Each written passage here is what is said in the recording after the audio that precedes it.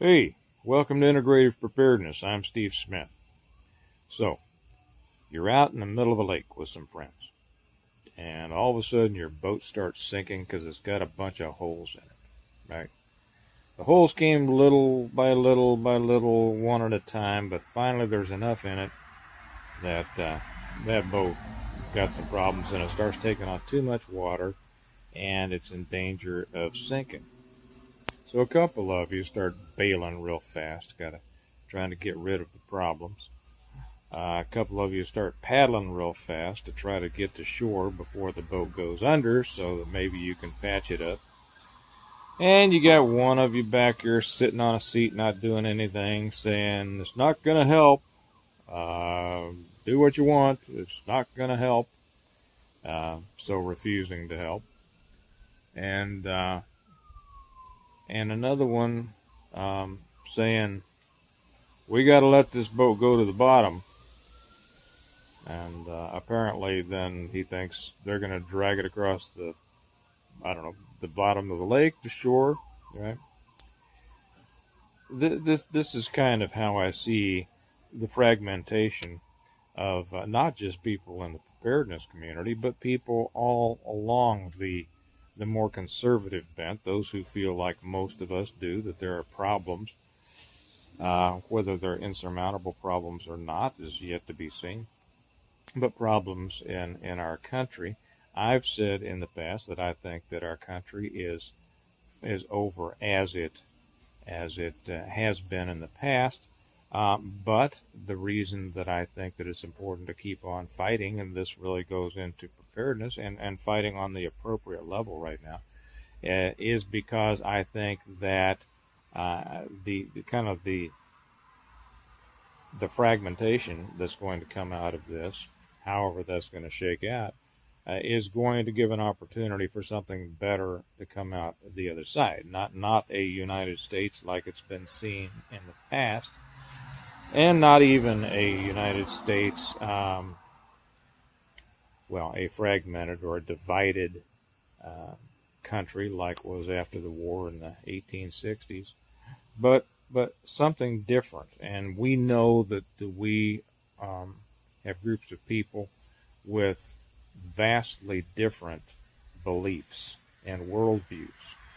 And there's no way that we can continue in a country like that. There's too much disunity.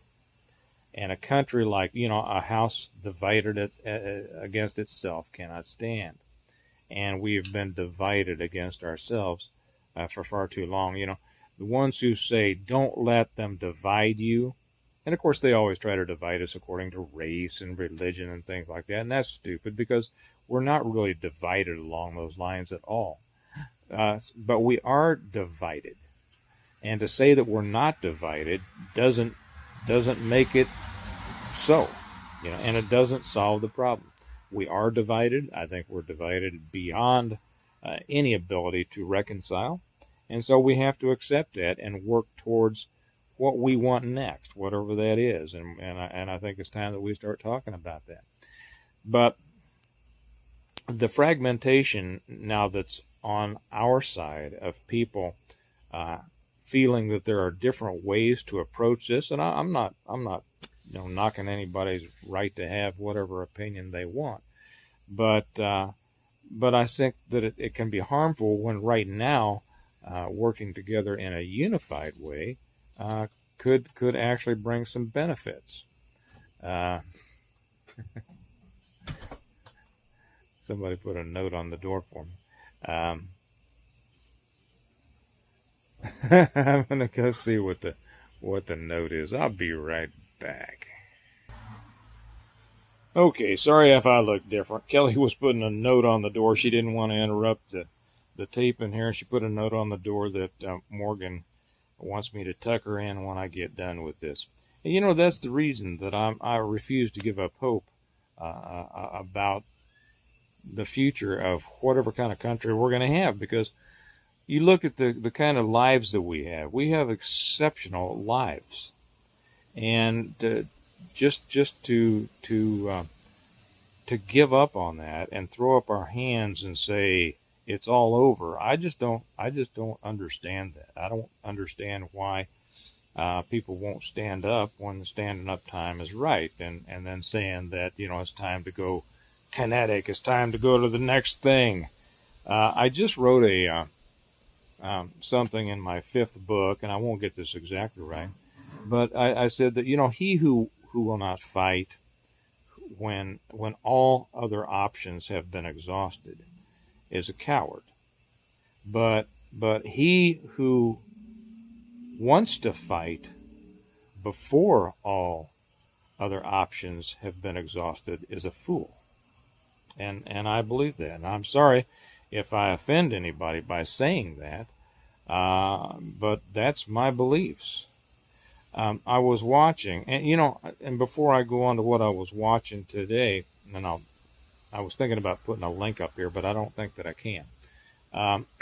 Usually when people say something can't be done, can't be saved, that doesn't work, politics doesn't work, this and that doesn't work, can't be done, it usually means, well, it always means that they can't do it, or they're not willing to try to do it, or they're not willing to put in the effort that it will take to do it, or they don't want to put themselves on the line to take a chance that they will fail doing it.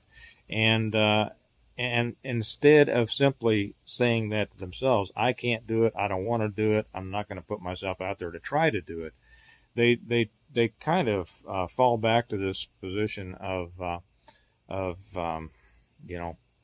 cynicism that is supposed to reflect some kind of super realism, and paint everyone else who would think that it's still time to try as fools. Well, that's too bad, because if everybody were trying right now, if everybody were standing up and talking about it, and yes, things change by talking about it.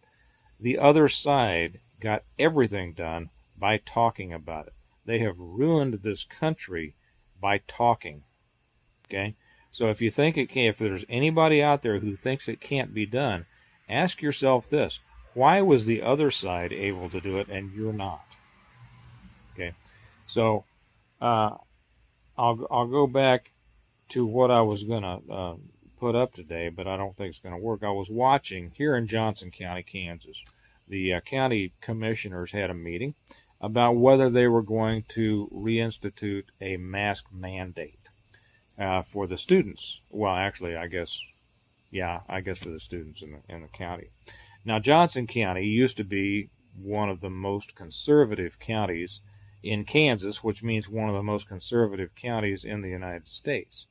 That changed a lot over the last 30 years with people coming in from other areas of the country. And now Johnson County is home to the 3rd District of Kansas. Don't worry, I'm not going to get too far into the weeds here. And it has become kind of a purple county, also where they're building the heck out of apartments and everything around here, which is bringing a different type of person into the county. So now we're dealing with things that we haven't dealt with before. So anyway, the meeting, they allowed people to come up and make statements about what they thought. And the first 5 or 6 were doctors. And it wasn't hard to see that they had packed those doctors, that they had brought those doctors in specifically because they knew the message they were going to give. And those doctors came in and said, yes, it was vitally important that all the students be masked and everything, and they tried to make everybody feel like, satanic if we didn't want to mask our kids. And it was the same old hogwash that we've heard from these morons, the medical munchkin and his minions up there, who have been giving us wrong information for the last year and a half. And then all of a sudden, they ran out of their hand-picked people, and the real citizens of Johnson County came out to speak. And they said there was a crowd of a couple of thousand people outside of the hearing room that couldn't get in. You could hear them sometimes applauding when something was said. But I don't know how many citizens talked, but every one of them was just mad as could be and took those commissioners to the woodshed, and they held nothing back. Uh, you could see the anger of the people, and of course, the commissioners, um, listened and thanked everybody very sincerely. We care about your opinion, and then at the end they voted to reinstitute masks for students. Well, that is going to cause a backlash here that those people aren't going to believe, and I think they're just going to be whacked at the polls next time. Now, I know that a lot of people will say, um, "Oh yeah, no, they won't, because they'll forget, and nothing's going to happen, and nothing's going to change." I think that a lot of people, the reason that I bring that up is because those of us who keep track of these things, we see the backlash. We see the backlash all over our own areas and all over the country. It's not being reported very much, and so that's why people who don't have their own, avenues of information don't know it, and they think that things are worse than they are. I know that I've said this several times before, but I'll refer to Churchill's statement uh, when he was telling the people in England during World War II, these are not hard times, these are great times. I believe that. We have been given an opportunity to come up against an enemy and to bring more people on board, on our side, who now see the true game plan of these elites. And the control that they're trying to put on people. We've always said that most people, people don't get into a fight until their own ox is gored, right? Well, now more and more people's oxes are getting gored, and they're getting up in arms. If we had a unified front on this, like the other side does, first off, they wouldn't have been able to get where they are today, and secondly, we would have a fighting chance of pushing them back. Not only just stopping what they're doing, but actually pushing them back and pushing it back the way that we think it should go. I know there are a lot of the people out there that have pretty much just left the field of battle. They've abdicated their position in having anything to do with pushing back on this, and that's a shame. But if you go back, we can see that these kinds of things have worked in the past.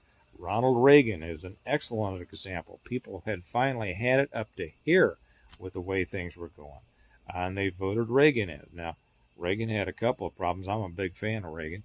He didn't get everything that he wanted done, but he got a lot done, and he turned our ship of state back in the right direction for a while. Clinton got in, and Newt Gingrich got in, and with his contract with America and that freshman class of representatives that year, they got a lot of things taken care of and brought that ship of state back again. Trump did the same thing. He did a lot of great things. I know there's a lot of Trump haters out there. Whatever, compare what he got done with what happened under Obama and what's happening now, and I don't care if somebody says, yeah, but such and such and such that he did. That's our problem. Our problem is that one little thing that somebody on our side does that we don't like, we run, we fragment. Okay, the other side, they hold together tight, and that's why they win. What I really am talking about tonight is the importance of standing up all the time, every time, of voicing your opinion, of getting to know the people around you that you can talk, of expanding your circle of influence, and then having an influence. People are attracted to people who are sure of their positions.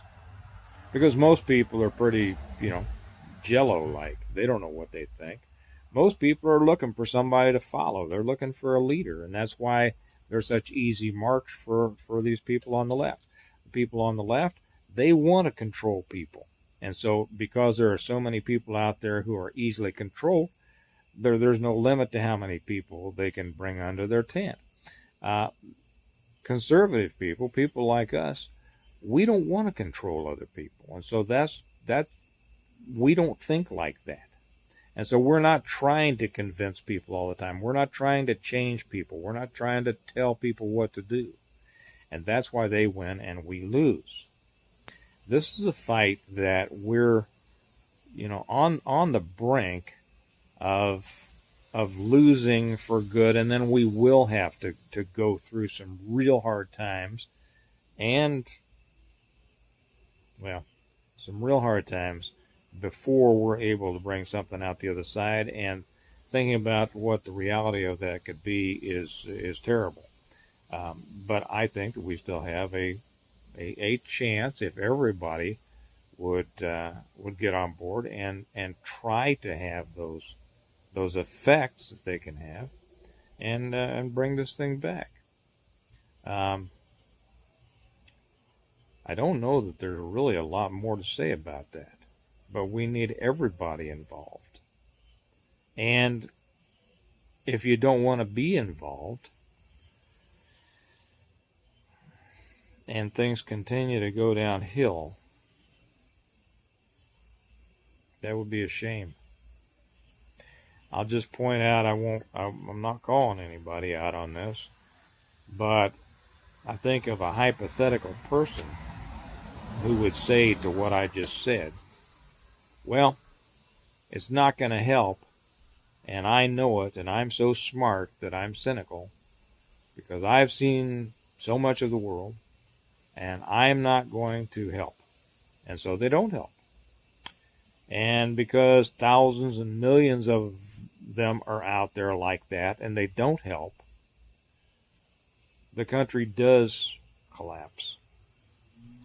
And all those people then feel very smart because they say, see, I told you it couldn't be helped. I told you that it was going down. Never admitting, never even realizing that if they had helped, and the million others who felt that way, something might have been able to be done. So this is a time, like Reagan said, a time for choosing. Never before has socialism or communism been this close to really taking over our country. And we see them taking more and more steps every day. Soon it will be too late. Soon it will be too late for any response short of, well, you know what. Okay.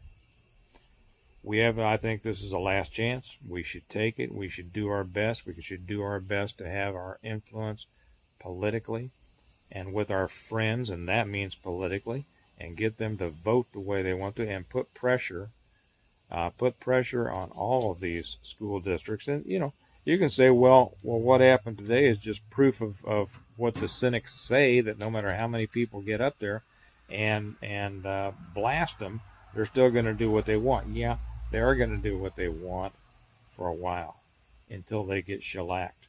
And they're not going to get shellacked if people give up. They're going to be able to stay right in there if people get all mad for a day or a week or a month and then go, oh, nothing can be done. So, as I said, I think in the last one, the people that we've always held up to be heroic and patriotic, the founders of our country, and I know that's a picture that's more prettily painted than it really was. Do we hold the people up who said, nothing can be done? And yet the very people who are saying that today, I bet, hold those patriots of the 1760s and 80s, I bet they hold them up, right, as heroes. Well, now's your time. So I would suggest that you try to do what you can. I'm going to leave it there. This is all about preparedness. It's all about preparedness, because our preparedness is entirely different, will be used in an entirely different ways depending on what happens with our country politically. And like I say, we prepare well today in order to live well tomorrow. Well, what living well is not surviving, but living well, not being afraid, not being controlled, having the freedom, the liberty to live the kind of life you want to. That's living well. And you don't get that from buying more beans and Band-Aids and bullets. You get that from changing the society or maintaining the society in the way you want it to be. The other side has, and it's up to us to see if we can. Okay, I'll leave it at that. Hope I didn't offend anybody out there, but if I did, so what? Okay? Don't care. So you all have a good night, and I'll talk to you later. Bye-bye.